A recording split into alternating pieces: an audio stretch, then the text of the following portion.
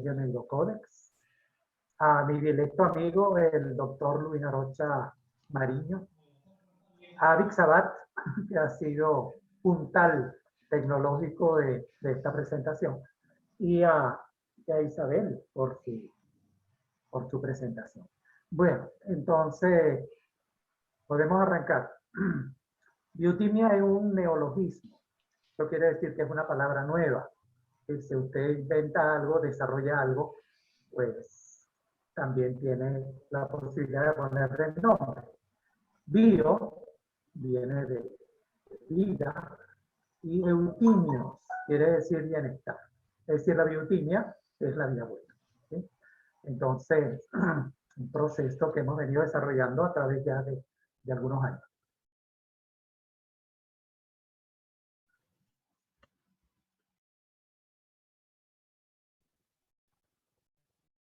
Yo creo que se ve, ¿no? Dice, la biotimia es el resultado de un análisis antropológico cultural.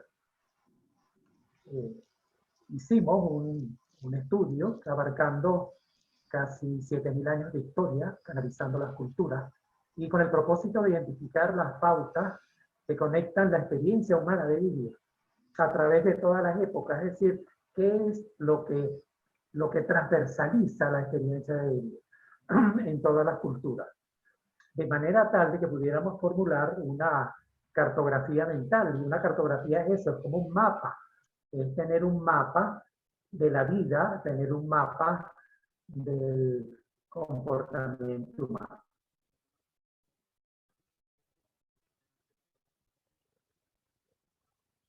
Entonces aquí les quiero presentar a 3 personajes, de acuerdo con los estándares estéticos actuales. A lo mejor hay ciertas disonancias, pero ustedes van a ver, ahí aparece Teseo,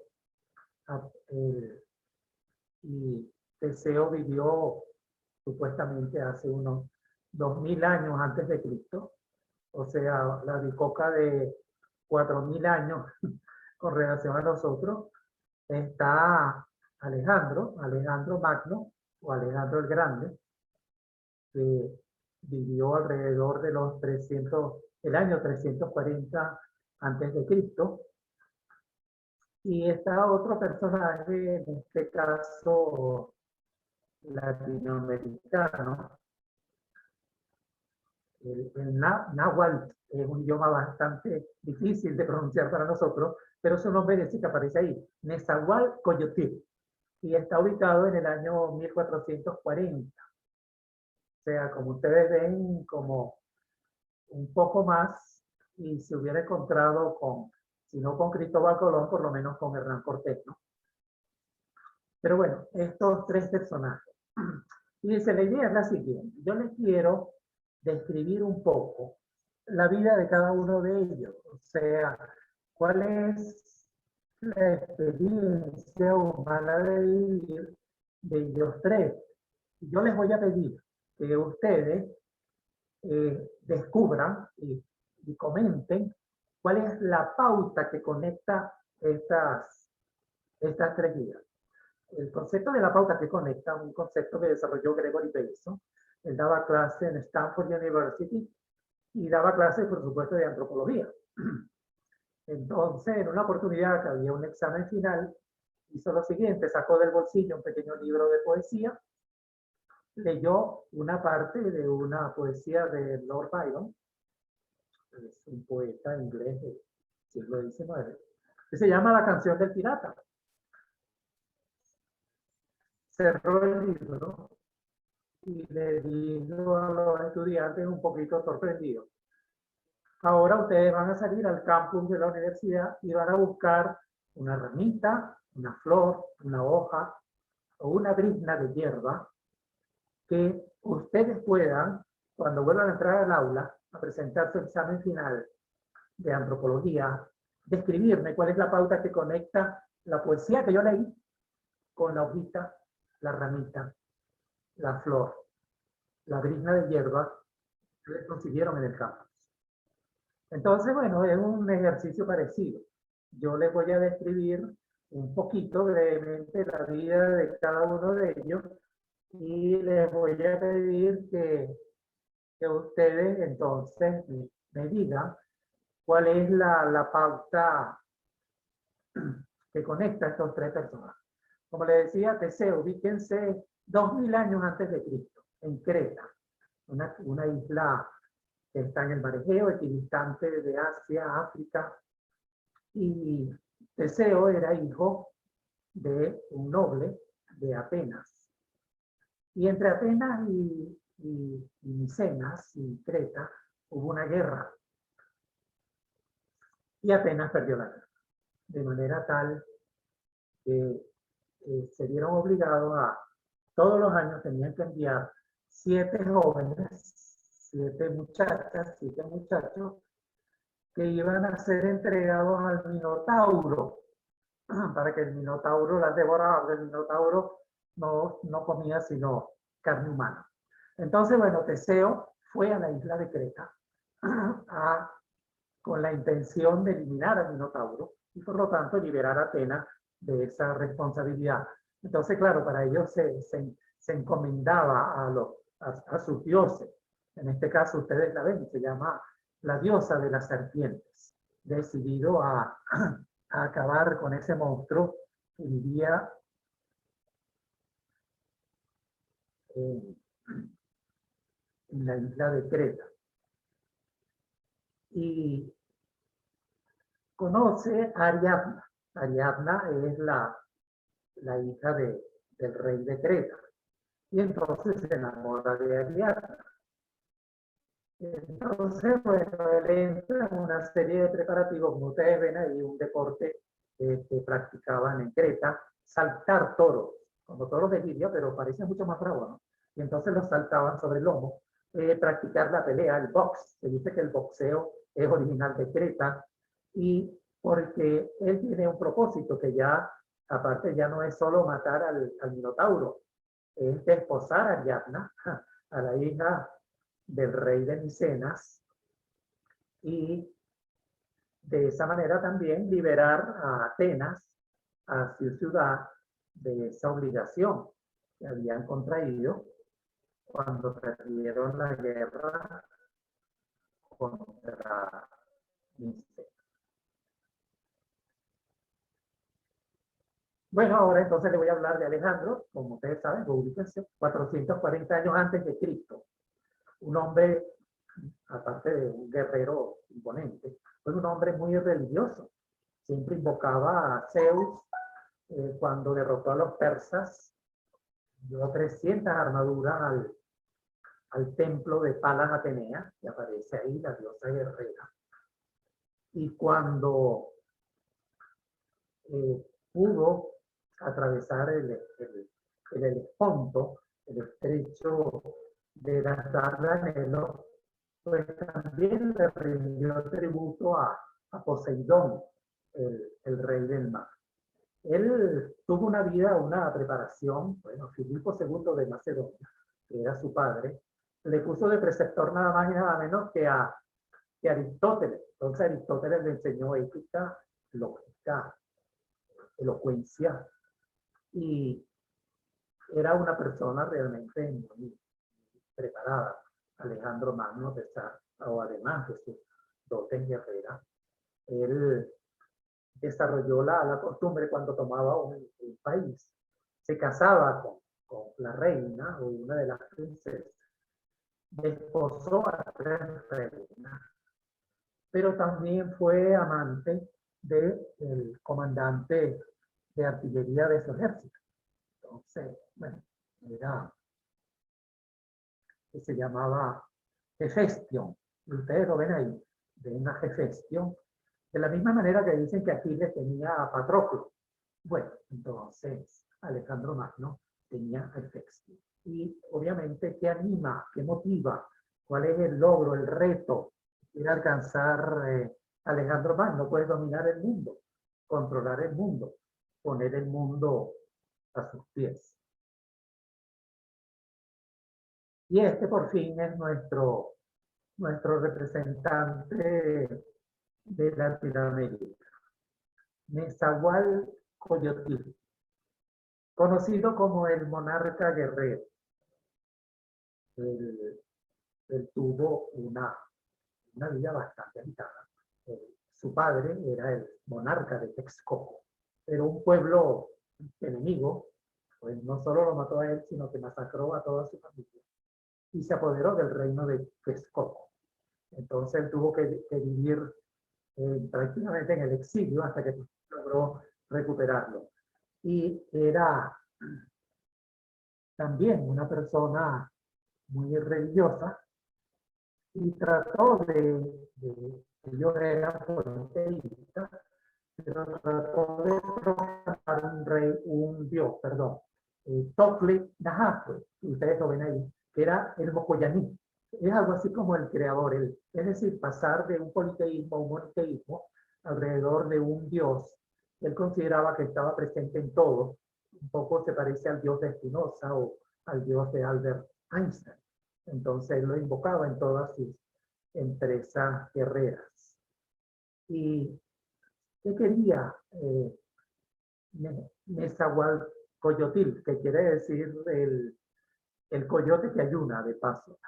Pues le tocó mucho vivir como un coyote y ayunar, porque hasta que no logró destronar a quienes habían invadido el reino de Texcoco y unificar otra vez a los mexicas, pues vivió prácticamente en el exilio, como un coyote pasando hambre, ¿no? Pues su propósito era liberar México, Tlatelolco, unificar el reino de los mexicas, bueno, por amor a su país, a su familia también, que rescató, y fue arquitecto, poeta, historiador, construyó obras hidráulicas, urbanizó, era obras de él son Tlatelolco y Tenochtitlán, y él logró restaurar la dinastía en el reino de Texcoco. Bueno, ahí lo tienen a los tres personajes. Ahora les corresponde a ustedes decir, ¿y cuál es la pauta que los conecta? ¿Qué descubren ustedes en la experiencia humana de vivir de estos tres personajes? ¿Qué cosas ven en común? Y ustedes tienen la palabra.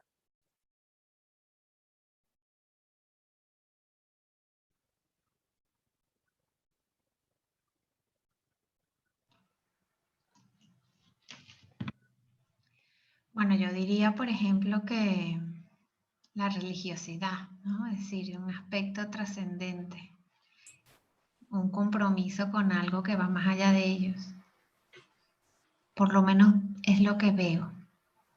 Y lo viste de lo que tú comentas. Lo viste en los tres.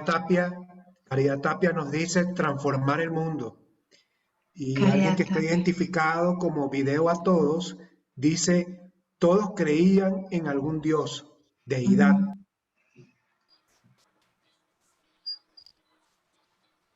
Todos veían una dimensión espiritual en la vida, ¿cierto? No importa si es Palas Atenea o si era el Dios unificado de los mexicanos o era la diosa de las serpientes. Ajá, ¿qué más? Perfecto. Si yo fuera Gregory Bateson hubiera sacado 19 de momento. Vamos a ver si sacan el magna cum laude. María Angélica Salazar nos dice, tenían un objetivo, un propósito que parecía imposible, pero eran guerreros natos. Lucharon hasta alcanzarlo.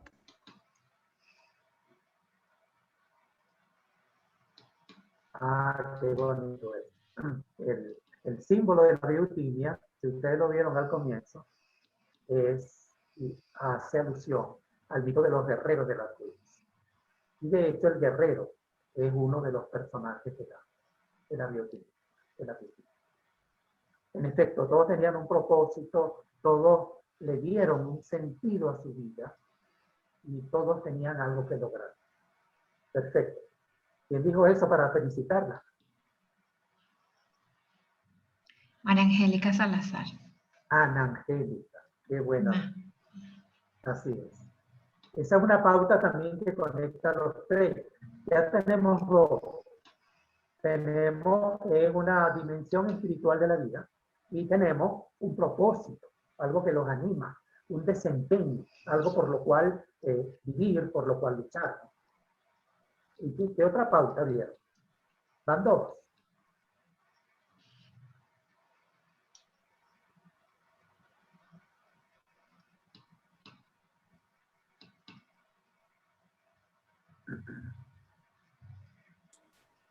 Yo diría, Carlos, que otra de las características es que viven en presente continuo. Es decir, están tras la búsqueda, sus vidas están vectorizadas, ¿no? Van detrás de algo que van construyendo, que van haciendo sobre la marcha, inspirado por esta corriente, digamos, filosófica religiosa y por el objetivo, que le da entonces un sentido, ¿no? Y con respecto a la afectividad, a los sentimientos, ¿qué vieron en los tres?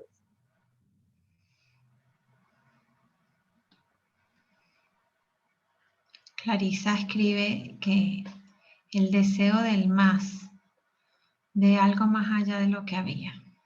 Clarisa Martínez. Sí, se parece a lo que decía Ana Angélica, ¿no?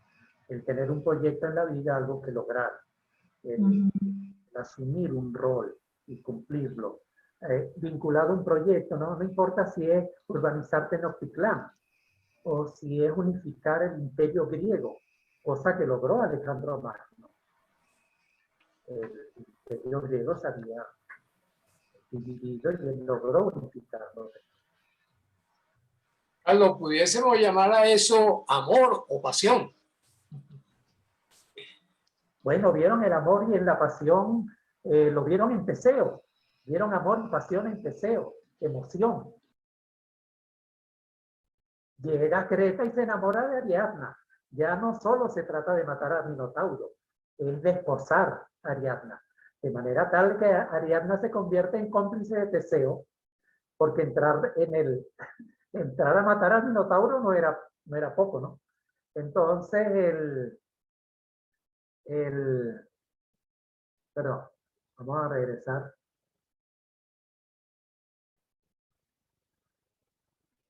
No, está yendo hacia atrás.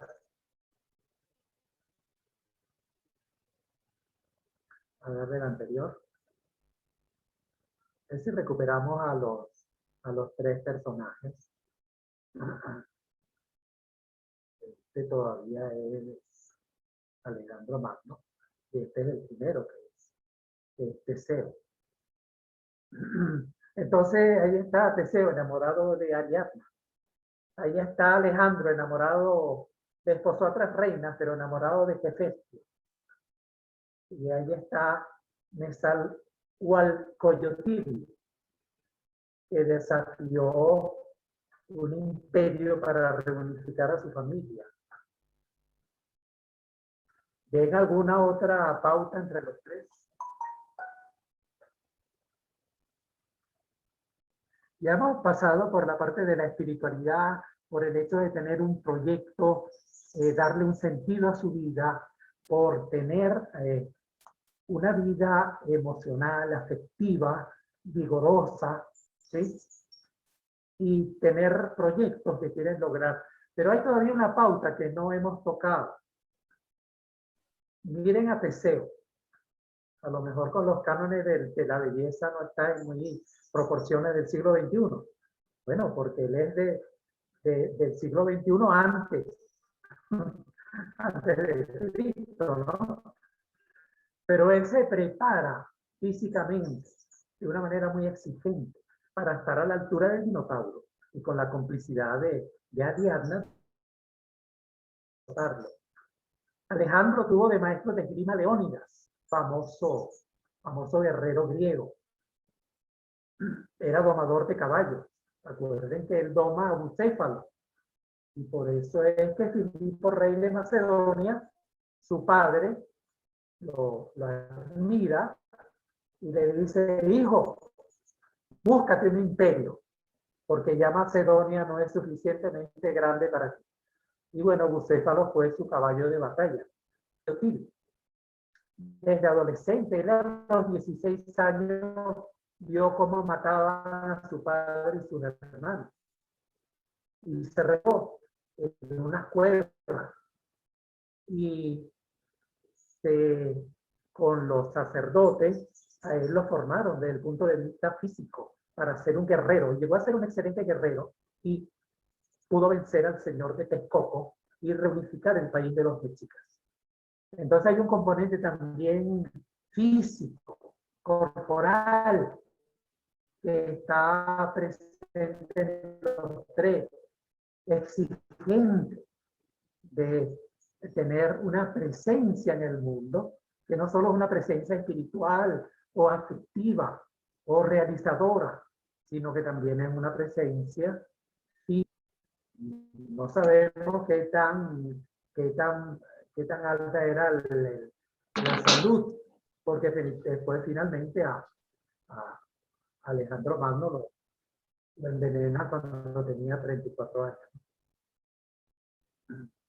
Bueno, entonces vamos a adelantar a esta que dice que el eje central, transversal de la biotimia, de la práctica de la vida buena, la base sobre la cual se apoya toda la estructura y constituye su foco central, es la experiencia humana de vivir. Para eso desarrollamos la biotimia. No nos interesa la teoría, no nos interesan los modelos filosóficos, nos interesa algo bien concreto, la experiencia humana de vivir. Y como dijo una vez Sir Francis Bacon, dijo, no estamos habitando en la eternidad, solo tenemos este instante brillando como una estrella y derritiéndose como un copo de hielo. Entonces, darle sentido, direccionalidad a la experiencia humana de vivir es claro. Y es el centro alrededor del cual gira toda la biotimia. Ahí tienen el logotipo de la biotimia. Es el guerrero del arcoíris. Esa es una historia de los indios Creek norteamericanos, pero que se ha encontrado ese símbolo que representa la unión del hombre con el universo. Está en España, se encontró en el Río de la Plata en Argentina, en el Cañón del Colorado. O sea, prácticamente es la representación pictórica neolítica más frecuente o infaltable en todos los pueblos.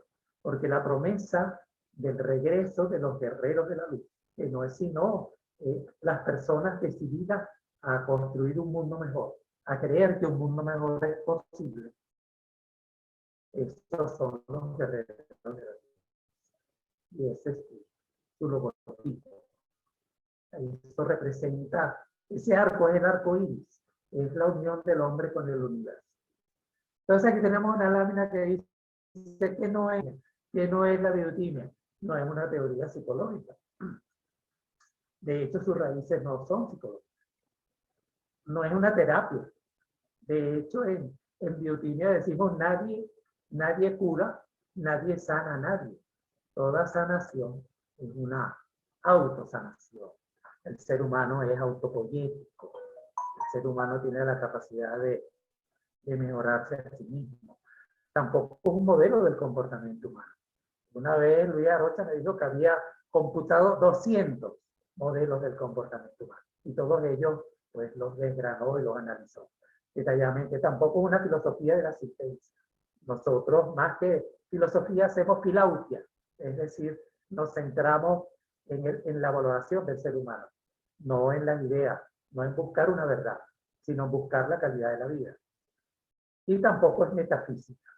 Todo lo contrario. Los discípulos de Aristóteles, su biblioteca pusieron, más allá de los libros de física, pusieron los libros de la metafísica. No, la biotimia se relaciona con la física. Es una manera de vivir sobre todo. Y está basada en una síntesis cultural que, como yo les dije, cubre casi 7000 años de historia y en estos momentos acabamos de recorrer 4.000 años y encontramos unas pautas similares. Porque la idea es esa, es buscar y encontrar la pauta que conecta de manera tal de poder elaborar una cartografía mental. Y también decimos un manual de operación y mantenimiento del organismo humano. Porque resulta que si usted compra un microondas, teléfono celular, le entregan un manual de instrucciones. ¿Y dónde está el manual de instrucciones del organismo más complejo que conocemos en el mundo, que es el ser humano? Entonces la bioquímica también quiere ser eso, quiere ser un manual de operación y un manual de mantenimiento que nos diga de una manera sencilla, fácil, accesible, cuál es la manera buena de vivir. Entonces, lo primero que descubre la bioquímica es examinar por 7.000 años de historia, es que la vida es una experiencia expansiva, es una experiencia tridimensional, donde hay un núcleo, que es el yo, el mí mismo, que hay una naturaleza que es xenobítica, de comunidad, de grupo, no como decía Aristóteles, el ser humano no es un son político, no es un animal político, es un son xenobítico, es un ser de vida en comunidad, y esa comunidad se desempeña en un ambiente. Entonces hay una interacción, hay un vector de adaptación, porque el ser humano, no como decía Charles Darwin, evoluciona. No existe ningún mecanismo biológico que se llame evolución. La evolución no es una de las patrañas científicas que han existido durante tanto tiempo. El ser humano sí es adaptativo, sí se adapta, y se adapta siempre que puede. Los dinosaurios no pudieron adaptarse. Pasaron 65 millones de años en el planeta Tierra, y los cambios fueron tan rápidos que no pudieron adaptarse y desaparecieron. Bueno, si los seres humanos seguimos generando una aceleración del cambio en calentamiento global, en desertificación, pues posiblemente nos pase como a los dinosaurios y no podamos irnos adaptando, a ir adaptando nuestro medio ambiente. Como dice allá abajo, que una mejor experiencia de vivir es posible, sí es posible, pero que se requiere una manera diferente de pensar, de sentir y sobre todo una manera diferente de actuar.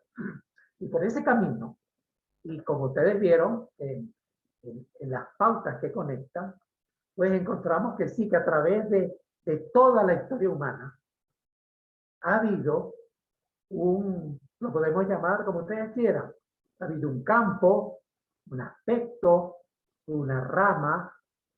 Lo cierto es que el ser humano tiene una dimensión espiritual. Y a eso nosotros lo llamamos el dominio noético. Noético tomado de nous, de alma, de espíritu.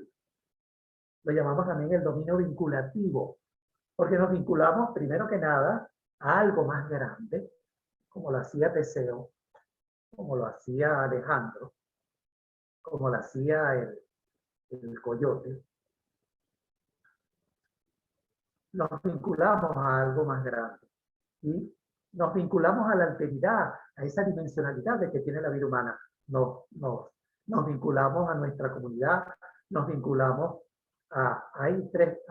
después lo vamos a ver, 6 contextos en la práctica de la experiencia de vida.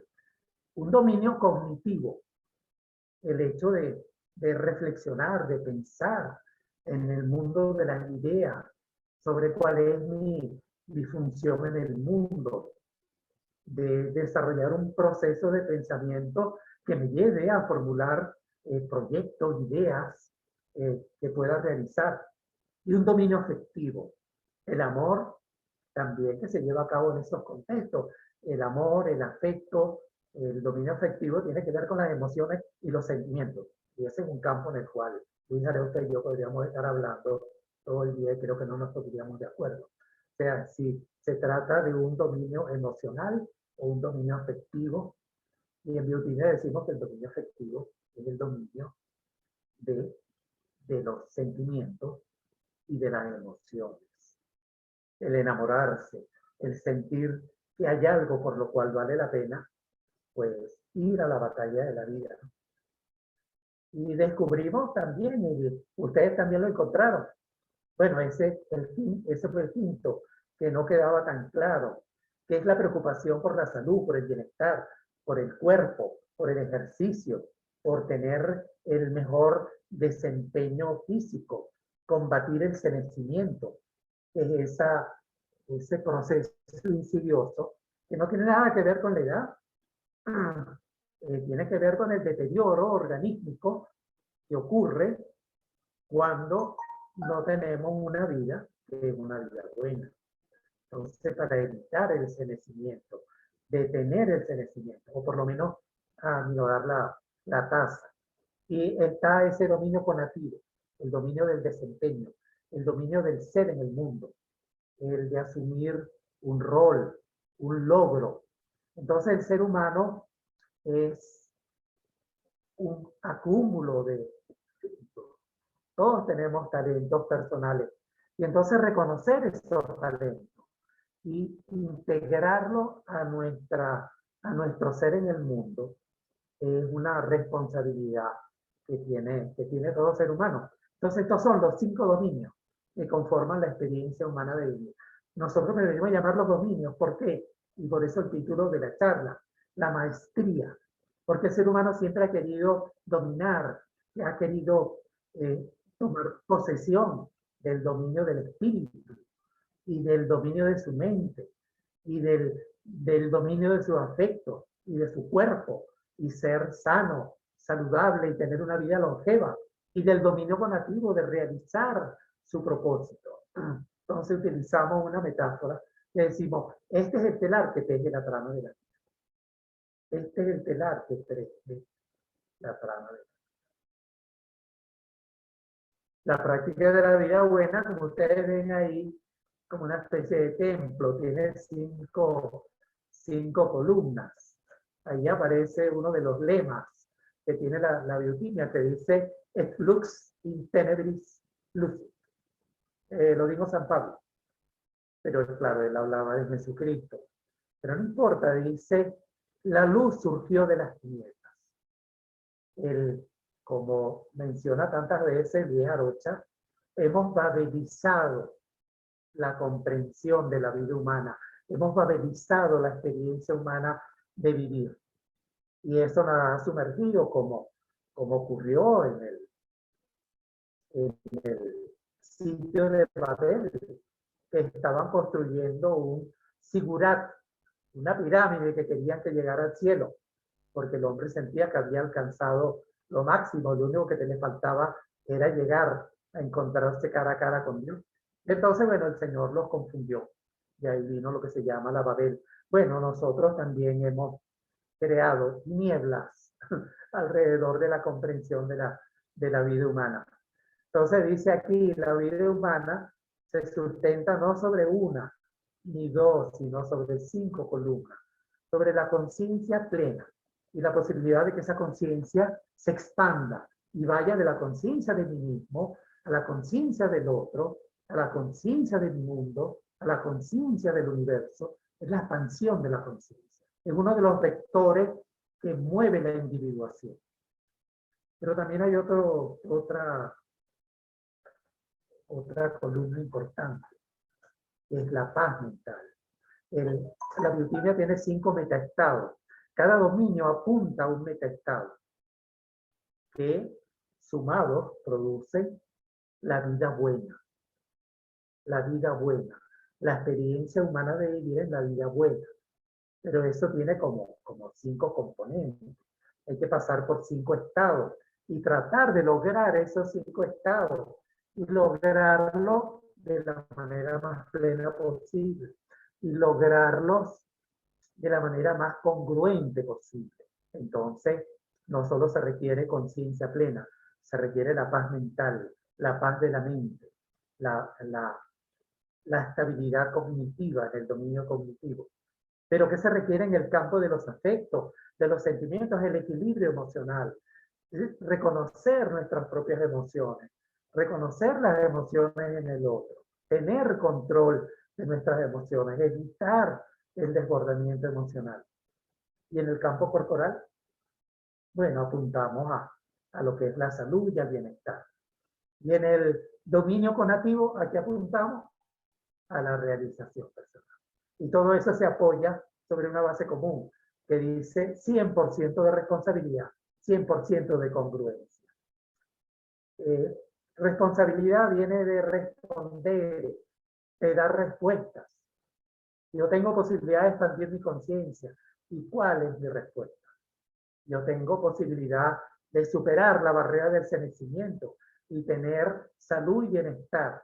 Tengo que hacerme responsable de mi salud y responsable de mi equilibrio emocional.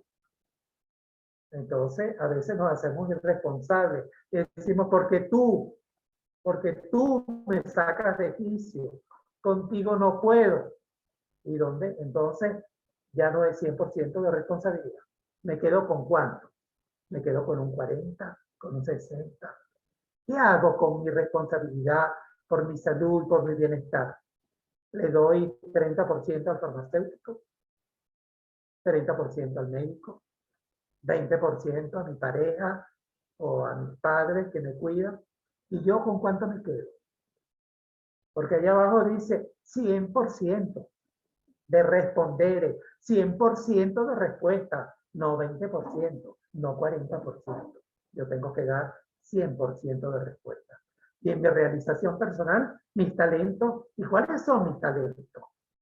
Entonces, como se acuerdan de una parábola de la viña, que llega el amo y reparte los talentos. Bueno, es una metáfora. A nosotros nos repartieron talentos. ¿Y cuáles son esos talentos? ¿Y qué hago yo con esos talentos?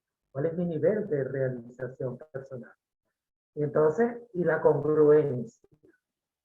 Yo puedo tener una falta de conciencia del otro y tener paz mental, o voy a vivir atormentado por el otro. Y puedo tener paz mental y no tener equilibrio emocional. Y entonces vivir mortificado por la incertidumbre y por el futuro, presa de la angustia y de la ansiedad. ¿Y qué clase de paz mental es esa? Ah, y eso afecta al cuerpo, claro, claro. Las preocupaciones deterioran, incrementan la tasa de envejecimiento. Entonces, si yo me hago responsable de reducir la tasa de envejecimiento, de detener la tasa de envejecimiento, tengo que atender a mi salud cognitiva, tengo que atender a mi equilibrio emocional. Y la realización personal tiene que ver con la salud. Claro, porque de rabia, de sentimientos de incapacidad, y eso también no deteriora nuestro organismo. Por eso, Luis ahorita nos habla del estrés. ¿Qué es el estrés? En bioquímica decimos el estrés son tres. Es rabia, es dolor y es miedo. Son tres. Entonces, sin equilibrio emocional, vivo metido en la rabia, en el resentimiento. Si vivo amarrado a mi pasado, de repente vivo amarrado al resentimiento. Y entonces, todos sabemos que el estrés deteriora el organismo, incrementa la tasa de envejecimiento. Por eso dice 100% de congruencia. No puede ser, porque en el pasado, en ese tenebris, con todo cariño y respeto, pues hubo personas que nos dijeron que lo que teníamos que era ponerle el ojo al inconsciente. Bueno, por supuesto, el inconsciente no existe. O sea, no es posible, ¿verdad? Si es conocimiento, ¿cómo lo vamos a llamar inconsciente? O como dice, por ejemplo, la terapia racional emotiva. Sí, está bien, terapia racional emotiva, pero ¿y dónde quedan los otros dominios de la experiencia humana de vivir? Por eso hubo un famoso terapeuta como Milton Erickson, cuando le llegaba una persona y le veía un poco desaliñada, Él tenía en el pueblito donde vivía, en el oeste de los Estados Unidos, tenía cómplices. Tenía un buen sastre, tenía un buen peluquero.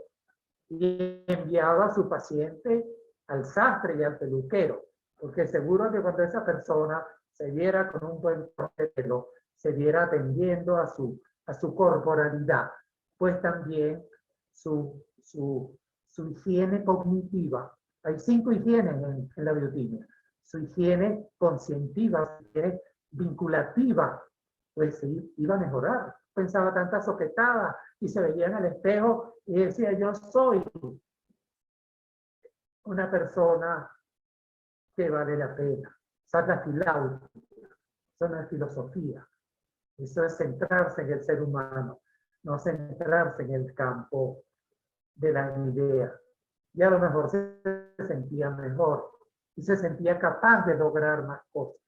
Entonces Milton Erickson era muy hábil en eso. Pero bueno, él no anunció los 5 dominios. Pero si esa tarea le estuvo reservada a la biotimia, bueno, pues ahí están los 5 dominios de la biotimia, los cuales desarrollar maestría, desarrollar, como dice...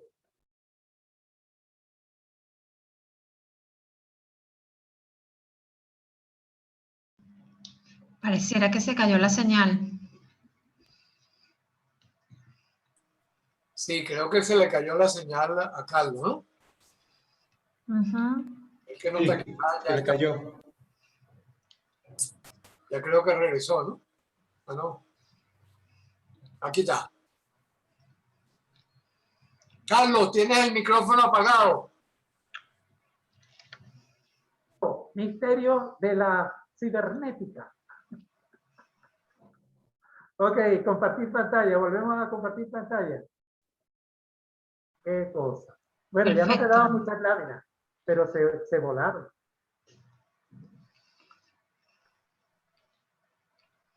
Se fueron.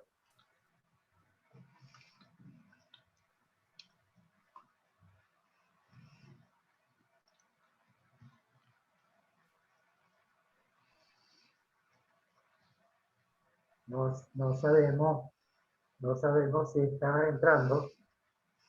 Tenemos que pedirle auxilio Avix, tú tienes la presentación, ¿verdad? al ingeniero Avic Sabat. A ver si Sí. nos dice qué está pasando. Sí. Pues ¿Puedes ponerla? no comparto. Yo voy a poner la presentación Sí, por y favor. espero por la señal para cambiar de la... Ah, ok, en este momento no hay conexión. No te preocupes, Carlos, que Avix pone la presentación, no hay problema. Ahí estamos. Ahorita yo también tengo pantalla compartida. Bueno, se regó un poquito. ¿Y quién la controla, Avi? ¿La controlas tú? Next, please. Por favor. Dale tú las instrucciones a Alex. Exacto. Sí, por eso le dije, próxima. Ok, la experiencia humana de Iria. Si ustedes siguieron a Teseo y siguieron a Alejandro Magno y el coyote, el monarca de Texcoco, pues vieron que hay 6 contextos, 6 ambientes en el cual se desempeña el ser humano, que son el contexto individual, porque yo vivo conmigo, la relación de la mismicidad que ustedes vieron en ese modelo tridimensional, el modelo el campo del mí mismo. Yo convivo conmigo y yo tengo una manera de pensar y de sentir y de actuar con respecto a mí mismo. Pero también hay un contexto de pareja y un contexto de familia y un contexto de grupo y un contexto de organización, porque vivimos en un mundo institucionalizado y en un contexto social, porque somos son xenobíticos, porque vivimos en comunidad, porque vivimos en el cenobio, en el grupo. Y para cada uno de esos contextos, que no son sino lo que se llama los 6 escenarios del arte de Iria, y por eso se llamaba el arte de la maestría de la vida plena, porque es un arte, porque tiene esa congruencia, que también es un valor estético, es el lograr un equilibrio. Y por ejemplo, Albert Einstein, cuando diseñaba una fórmula y veía que la fórmula no era estética, decía debe ser falsa, porque lo que es correcto tiende a ser estético. Entonces, una estética de la vida es el arte de vivir, y eso tiene que ver con una congruencia donde yo habito los 6 escenarios del arte de vivir y integro esos elementos que ahí aparecen. La pantalla compartida en estos momentos no los permite ver muy bien, pero lo primero que hay es una conciencia del otro, una cartografía mental del contexto. Es decir, en el contexto individual, ¿cuál es el mapa que yo tengo de mí mismo? ¿Cómo me veo a mí mismo? ¿Qué soy yo para mí? Y en el contexto de pareja, ¿cuál es esa cartografía? ¿Qué es la pareja para mí? ¿Qué concepto tengo yo de la pareja y de la relación de pareja? Y en el contexto de familia, ¿qué cartografía tengo de la familia y de lo que es importante en la familia? Y a ver si podemos ver el otro elemento de estos seis elementos, se fue hacia adelante, estos 6 elementos son elementos que están presentes en cada contexto. Y cuando estoy en el contexto individual, tengo que ver con la cartografía mental, tengo que ver con tener tiempo y espacio. Y es el problema de la congruencia. Tengo tiempo para los demás, tengo tiempo para mí. Tengo un espacio para los demás, tengo un espacio para mí. O al revés, vivo en el egotismo y tengo tiempo para mí, pero no tengo tiempo para los demás. Y ustedes vieron a Teseo, que tenía tiempo para él, tiempo para Tiasna y tiempo para psiquitrillar al Minotauro y tiempo para recuperar la independencia de Atenas frente a Micena. Y bueno, no tenía tiempo Alejandro para desposar 3 reinas.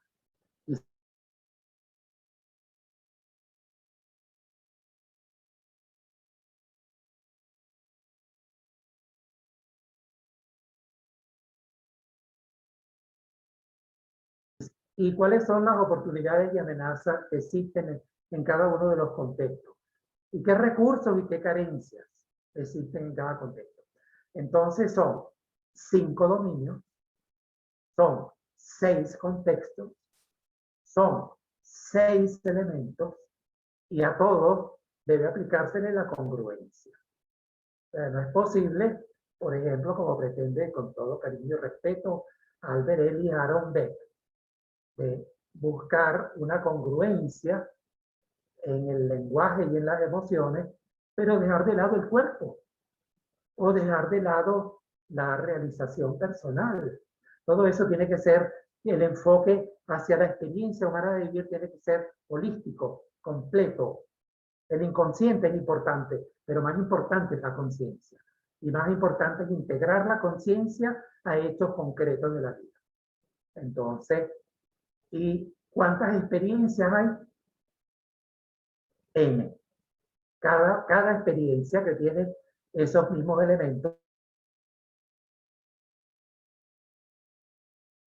como decía Francis Bacon, mientras dura el brillo de la estrella y mientras termina de derretirse el copo de nieve de la vida. La próxima, si es tan amable, ingeniero Avik Sabat.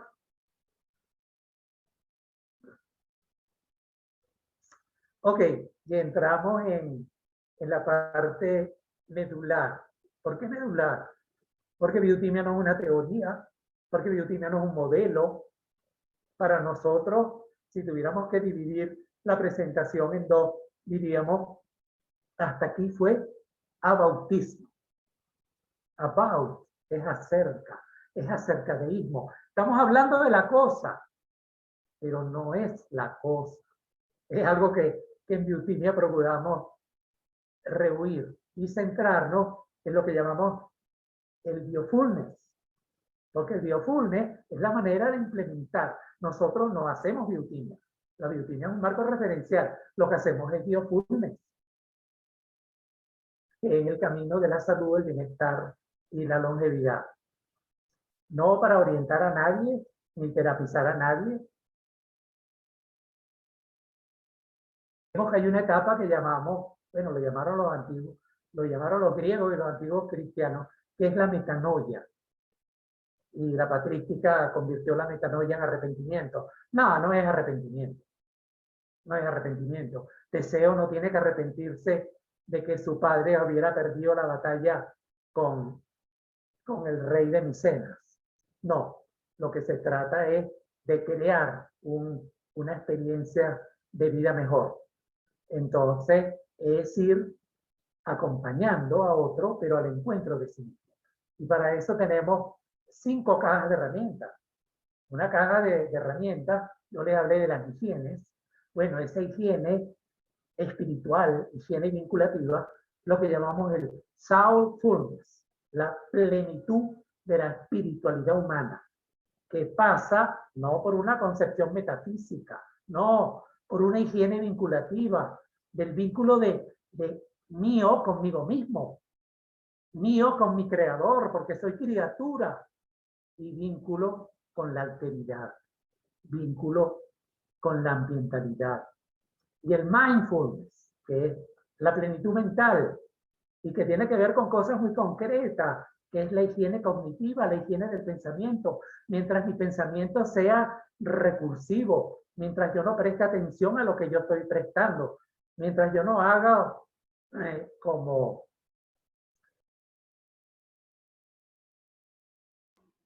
Que no fue de nuevo, vamos a esperar unos segundos a ver si se reconecta.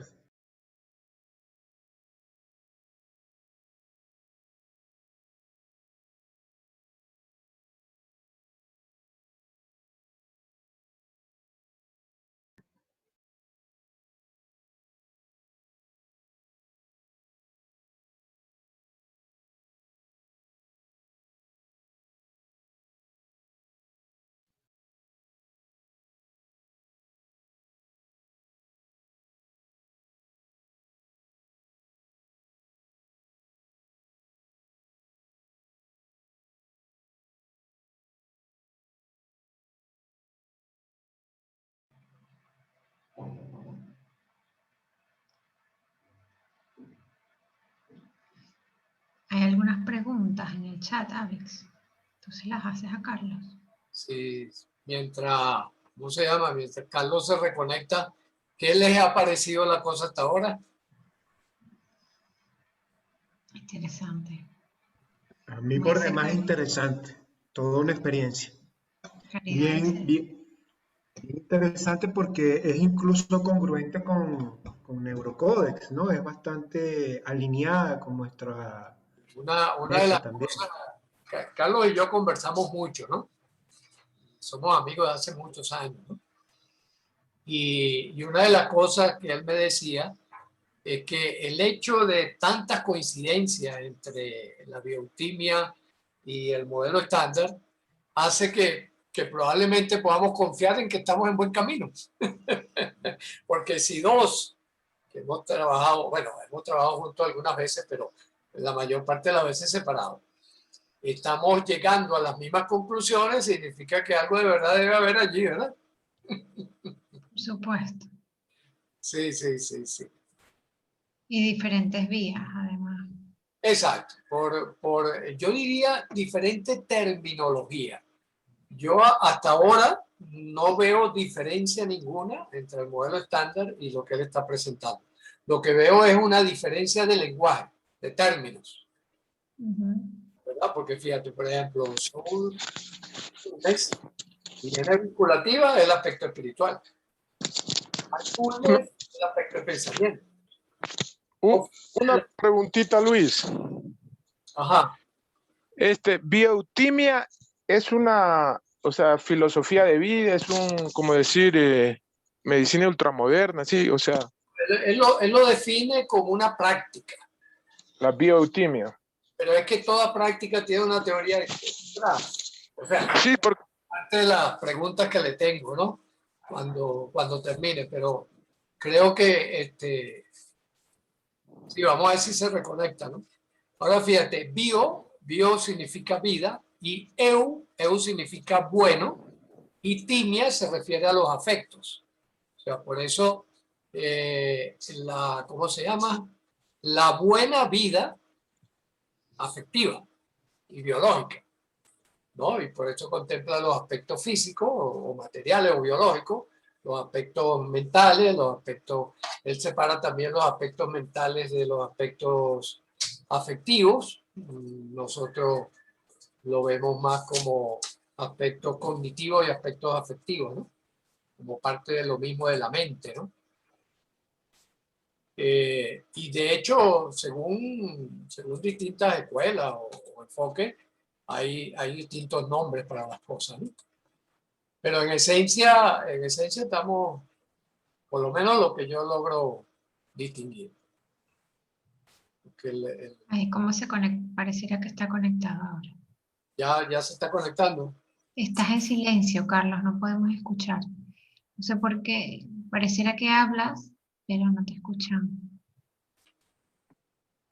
Carlos, prende el micrófono.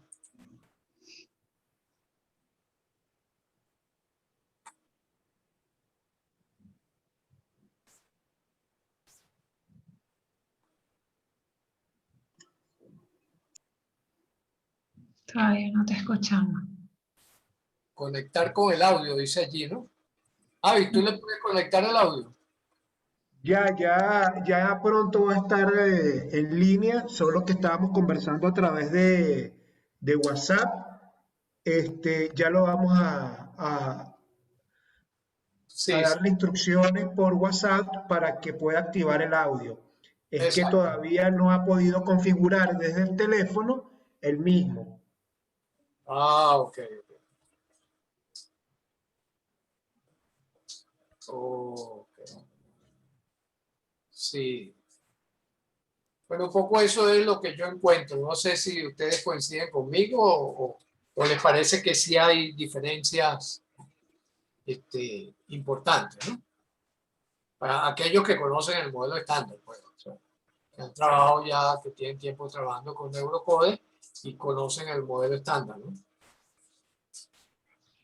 Sí, a ver, él abarca las dimensiones, ¿no? Las dimensiones de las que nos movemos.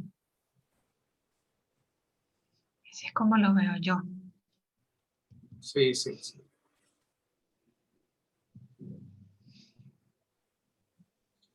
Y él recalca mucho en emoción y sentimiento, ¿no? Que todo se basa en eso. Claro, porque ahí está el aspecto motivacional. Emoción, lo que me mueve, ¿no? Emoticón, dijiste tú. Sí, emoción. Lo que es, Lo que ya me se mueve. conecta. Sí. Entonces, claro, y por eso, y como es un aspecto que opera muchas veces al lado de la voluntad y supera la voluntad, Mm. por eso es que es tan problemático para nosotros los humanos, ¿no? Se convierte en problemático cuando va en contra de lo que nosotros pretendemos o queremos o aspiramos, ¿no?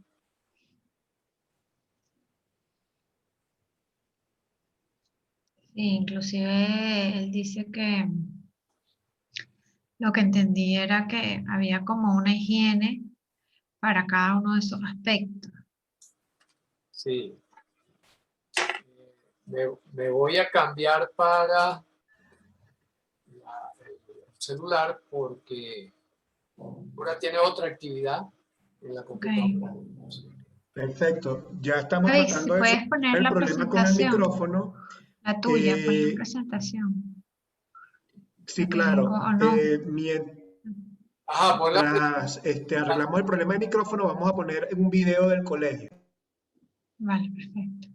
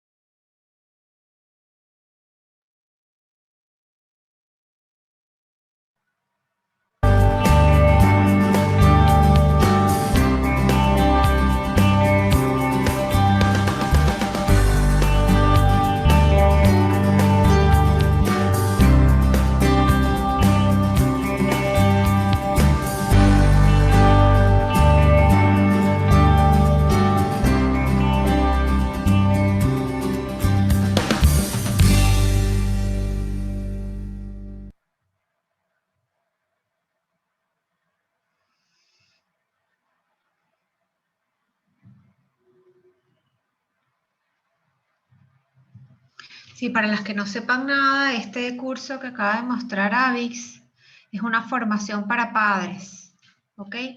Para padres de niños o adolescentes y para que estén en plena movida de educando niños, ¿no? Va a tener, es una duración de 4 días, comienza el 5 de junio, lo impartiremos Laura, Luis y yo. Y principalmente va a abarcar pues los temas que se mostraron allí, ¿no? Los valores, sobre todo los valores sociales que están imperando en las redes sociales de este momento, ¿no? Que no ayudan a los padres en la educación, sobre todo, los valores en los que se está moviendo la sociedad. Luego hablaremos también de pensamiento sistémico, en el que todo está conectado y que nos influenciamos poderosamente, sobre todo en la edad de la adolescencia, es fundamental las amistades, ¿no? Y la tribu para educar. Y luego yo estaré comentando sobre cómo hacer para tener nuestros hijos unos cerebros más integrados y darles posibilidades de mejores respuestas, ¿no? Ante diferentes situaciones, que ellos tengan diferentes opciones de cómo reaccionar o cómo responder ante los escenarios que se les presenten. Claro, y en función de su desarrollo, obviamente madurativo, ¿no? Dependiendo de su edad. Y por último, Luis estará acompañándonos en un tema de, bueno, digamos, de autoevaluación como padres, ¿no? De autocuestionamiento, ¿no? De cómo soy como madre y cómo soy como padre cuando estoy con mis hijos, qué realmente le estoy enseñando y a través de qué se lo estoy enseñando, ¿no? Ese sería el último día de la formación. Realmente va a estar muy, muy buena en la calidad. La calidad va a ser lo último que existe hoy en día en estudios del comportamiento y lo que sabemos que está, digamos, en el tapete en cuanto a ciencia, ¿no? De las personas, de cómo funcionamos, ¿no? Cómo es que funcionamos nosotros. Así que nada, están más que invitados. Ahí Avix también mostró los precios, pueden hacerlo de forma individual o en pareja. Yo, bueno, los recomiendo en pareja porque siempre cuando los padres estamos alineados en la educación de los hijos, pues todo es más sencillo y más fácil, ¿no? Entonces recomiendo que si lo van a hacer, también que lo recomienden a sus amigos, a familiares, pues si es posible en pareja, es ideal hacerlo en pareja. Igual les estaremos reenviando más información sobre esta formación.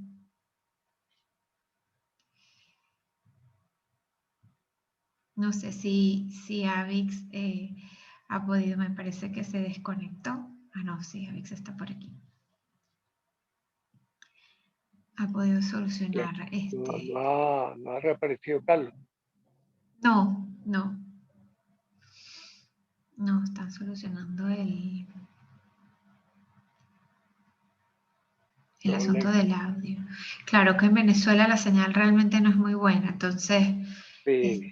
cuando estuvimos antes de empezar, digamos, afinando algunos detalles, pues en Venezuela, claro, dependiendo de dónde te ubicas, te llega la señal o no. Sí. Un poco heavy la cosa, Sí, ¿no? yo estoy en contacto con él. En este momento estoy tratando de reingresar. Vamos a darle 2 minutos para hacerlo. Déjame ver si lo veo aquí en el chat nuevamente. Y bueno, igual les quería comentar que si están interesados, si tienen algún hijo, alguna hija o algún familiar interesado en la formación, aquí está, Avix escribió en el chat la dirección del colegio, nos puede contactar por ahí o los números de teléfono de Karina y Avix para obtener información sobre esta formación de Educando para la Vida.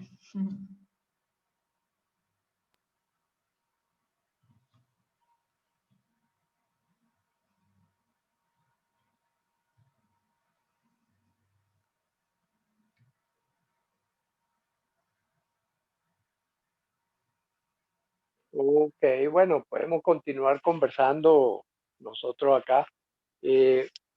estaba pensando lo siguiente. ¿Qué es lo que más le llama la atención de esta propuesta que nos trae Carlos? Por supuesto, será diferente para cada uno, ¿no?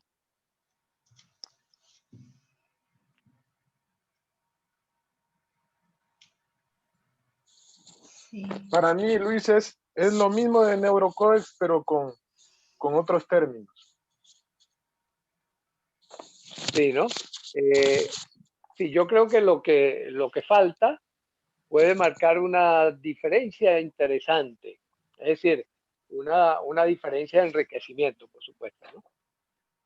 En el sentido de cómo en la práctica cuáles son las herramientas, ¿no? Así como nosotros tenemos nuestra caja de herramientas, él ha hablado de una caja de herramientas. Vamos a ver qué nos tienen esa caja de herramientas. ¿Mm? Claro. Lo que sería la parte que falta, que es la parte, digamos, realmente práctica, ¿no?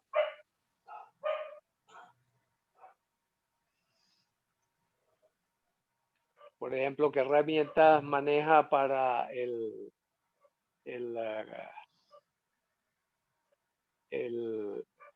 mind, ¿cómo es que lo llaman? Mind. Avix, compartes la presentación para ver Mindfulness. Lo que él propone. Él propone no sé cuánto, mindful para el aspecto Mindfulness, ¿no? Biofulness. Biofulness. O propone como diferentes aspectos de higiene. Sí, exacto, habla de higiene, que son las costumbres. Lo separa como en el alma, el alma, el cuerpo, las emociones, la mente. Exacto, ahí está, ¿no? El soulfulness, sí. que es la higiene que tiene que Sí, ver higiene del alma. con lo trascendente, ¿verdad? ¿Cuál es mi vínculo, por ejemplo, con Dios? ¿Cuál es mi vínculo con lo trascendente, con los dioses, con los santos, con los espíritus, con los ya fallecidos, ¿no? Todo eso. Higiene es la práctica de lo saludable, ¿no? Eso es lo que llamamos higiene, ¿no? Por ejemplo, decimos, cuando nos bañamos, procedemos con higiene. ¿Por qué? Porque nos quitamos el sucio, las bacterias, etcétera, etcétera, que nos perjudican o nos dañan o nos afean.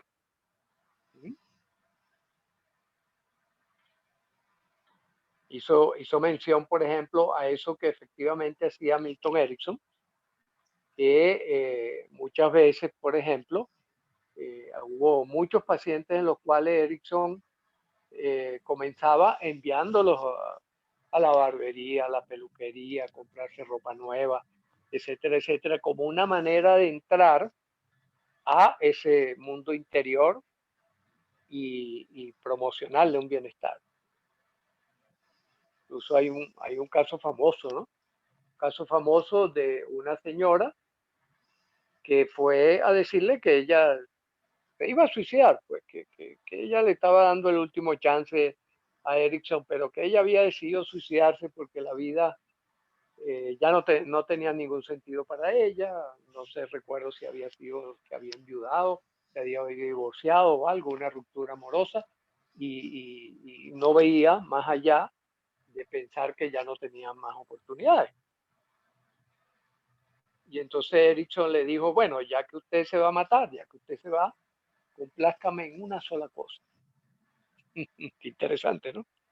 El abordaje de Erickson, ¿no? Ya que usted tiene eso decidido y ya que usted se va a matar, complázcame en una cosa. Hoy se va a embellecer. Va a ir a la peluquería, va a ir a todo, se va a poner muy hermosa. Y en la noche, y se suicida mañana, y en la noche váyase a un bar. Váyase a un bar de buenas costumbres, siéntese en la barra, tómese una copa de lo que usted quiera y converse con el primer hombre que se le acerque. Póngase a conversar, total, ya usted no corre ningún peligro. Supóngase que es un violador. Bueno, gran cosa, igualito usted mañana va a estar muerta, ¿no? Y le dice, pero tiene que prometerme que usted me va a complacer en eso, como su última decisión en la vida, ¿no? Complacer a este pobre viejo que está en una silla de ruedas. Pobre viejo. Hasta ahí le llegó la gana de suicidarse a la mujer.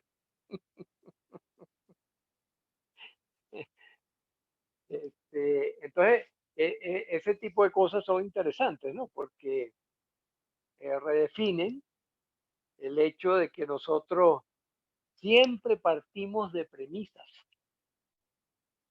¿no? Y esas premisas pueden estar completamente alejadas de lo que es el desenvolvimiento de la vida como tal, ¿no? Fíjense que ahorita que estoy trabajando en esto de la ética y de la ética enfocada desde una continuidad del pensamiento de Spinoza, he estado revisando, por ejemplo, estuve revisando a los creadores de la sociología, a Max Weber y a Augusto Comte, ¿no? Y me llamó la atención algo de Weber. Yo lo había leído hace muchos años por encima, no le había hecho mucho caso. Médico al fin, pues creía que la sociología no tenía nada que ver con la medicina.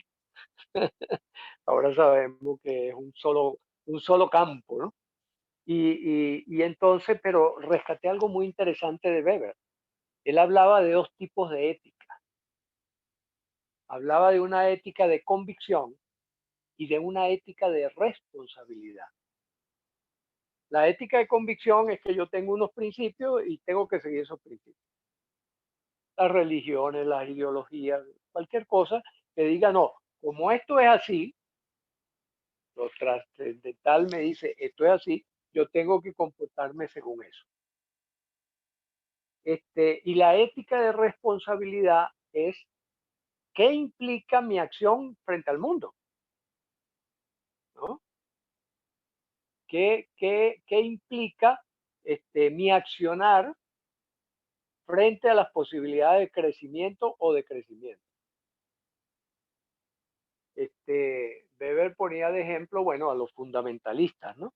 Los fundamentalistas que operan por convicción. O sea, por ejemplo, un musulmán que es capaz de hacerse estallar con unas poco de bombas en la cintura, porque hay que matar a los herejes, porque así está establecido en sus principios religiosos, ¿no? Eso es una ética de convicción. Una ética de responsabilidad que uno diga, bueno, estas cosas están ocurriendo y ¿qué puedo hacer? ¿Qué es lo mejor que puedo hacer para que la vida siga construyendo? Ah, bueno, aquí está el final. Ya se conectó Carlos, me parece. La gran diferencia de eso, Luis, es que quizás la ética la ética de convicción es impuesta, ¿no? Desde de afuera. O por lo menos la creemos luego, la vamos creyendo, ¿no? A lo largo de la vida. Exactamente. Podría ser. Exacto, sí. Responde a un marco de tradición, a un marco de verdad heredado, ¿verdad? Mientras que la de responsabilidad es más puesta en qué realmente está ocurriendo y cuál es mi participación en eso. Luis, eso me pareció muy interesante porque habla del 100%, ¿no? ¿Cuánto me responsabilizo? ¿50, Sí. 60, 70? Exactamente, sí, sí. Ajá. Se me ocurre algo, disculpen que los interrumpa, se me ocurre algo para tratar de solventar esta situación, porque tenemos a Carlos conectado, tiene cámara, pero no tiene audio.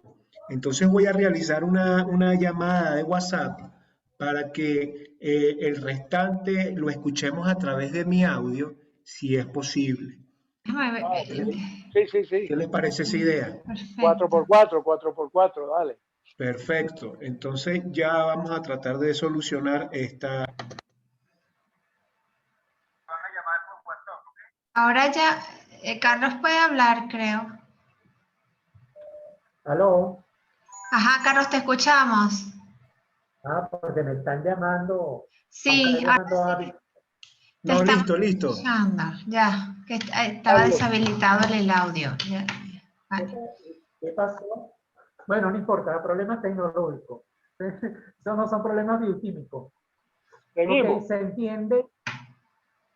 No sé, ¿seguimos? ¿Paramos? Sí, Seguimos, Sí. claro. Seguimos, para adelante.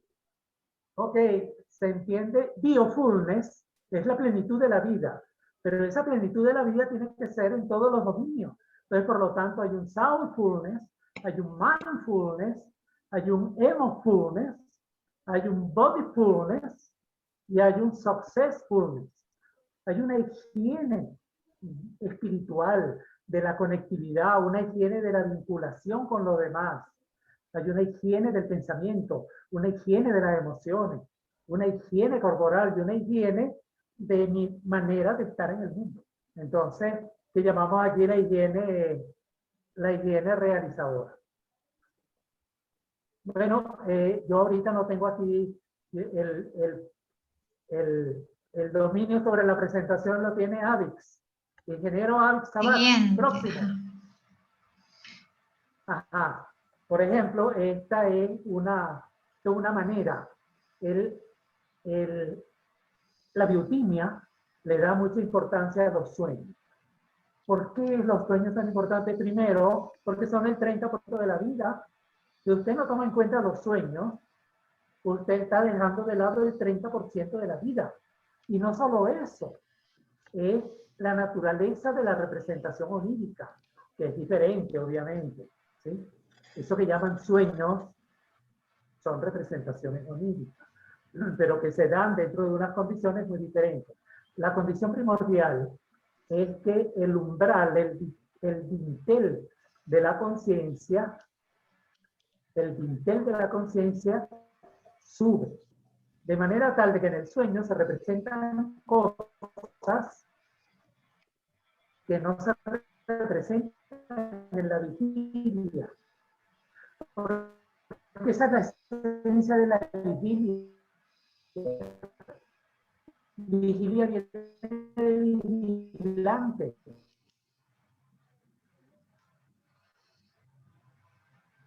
Porque, como dirían los psicoanalistas, mi llegó por ahí, pero esas barreras de yo limitan mi discurso.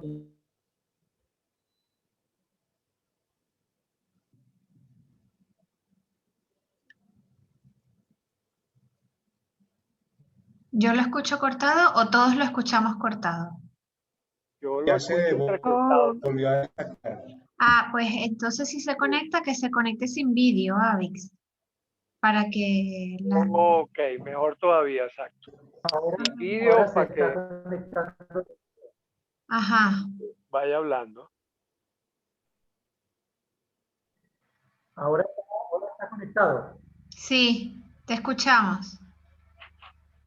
Apaga el audio, Carlos, Bueno, para que haya un mayor ancho de banda. El vídeo, El video. Perdón, el video. ahora sí.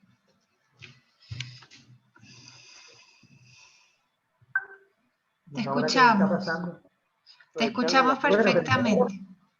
lo que falta es Ajá, ¿y qué están viendo? ¿Cuál es El la atelier de imagen? los sueños. Estabas hablando de los sueños, de la El importancia de... atelier de los... Ok. En el sentido de que los sueños, la importancia que tienen los sueños, que los sueños son como una brújula de la vida. Ahora digamos una cosa, usted se montaría en una nave, una aeronave sin brújula. Así tenga mapa, porque la biotimia es el mapa, pero necesita brújula para moverse en un mapa y saber en qué dirección va a avanzar, necesita la brújula. Si tiene un mapa y no tiene brújula, no puede moverse en el mapa, porque simplemente no sabe cuál es el norte, el este o el oeste. Bueno, los sueños son la brújula y la biotimia es el mapa. Entonces, para yo moverme en los dominios, es importante que yo confíe en la brújula de la vida.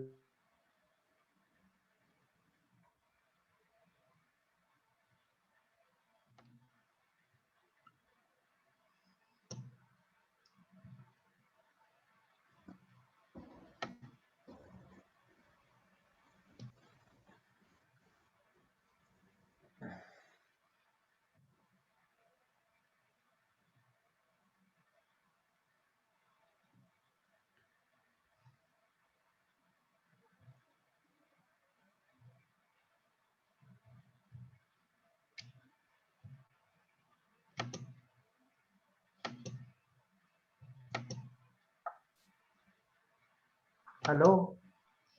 Acabo de solicitar la activación del audio. Carlos, ¿nos escuchas?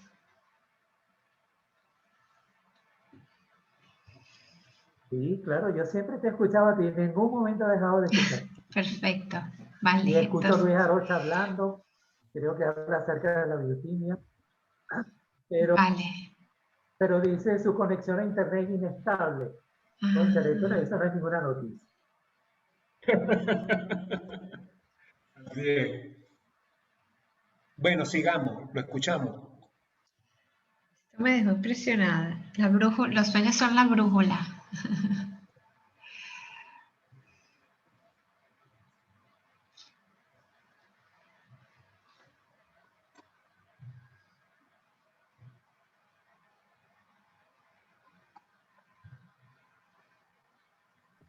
Carlos, Se le desactiva el audio de repente, no sé por qué. No hay Ahora, sonido. ahora sí, estamos escuchándote. Ya. Ahora hay audio. Sí, Bueno, te estamos sigue escuchando. diciendo que la conexión a internet es inestable, pero bueno, conseguir cualquier cosa, gasolina, transporte en Venezuela también es inestable, aparte de las vacunas, ¿no? Pero bueno, entonces por eso tenemos una parte importante del biofulness, es el atelier del análisis de los sueños. La persona tiene que confiar en su brújula, la persona tiene que mirar la brújula, porque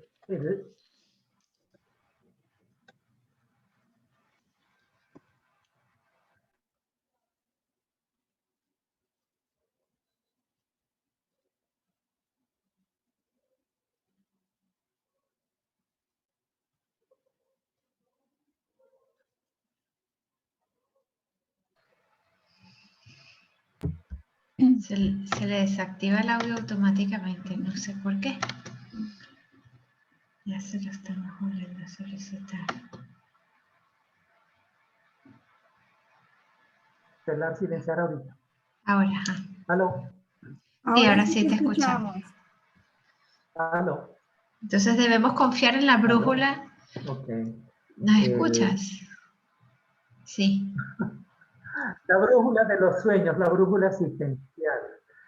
Y debido a que esa vigilancia de la vigilia se levanta, el umbral de la conciencia se amplía, parece mentira, ¿no? Cuando estamos dormidos, el umbral de la conciencia es más alto. Entonces entra un elemento muy importante.